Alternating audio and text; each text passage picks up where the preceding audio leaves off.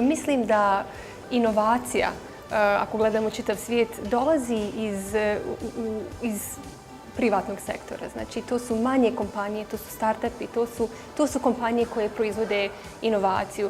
Kako oni mogu da doprinosu u Smart City je tako što identifikuju neki problem, nađu rješenje, to rješenje može, tehnološko rješenje, to rješenje doprinosi jednom Smart City-u. Ili postojeće rješenje prilagode za svoj grad.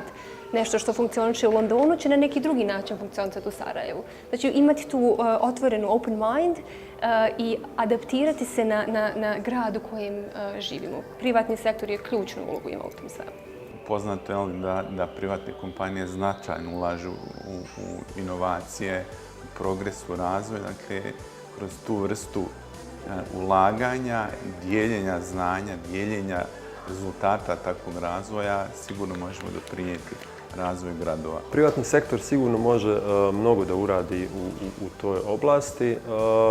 Definitivno treba da se aktivnije uključi i da sa svojim resursima, prvenstveno sa znanjem, sa nekim tehničkim kapacitetima i sa idejama da doprinese razvoju pametnih gradova.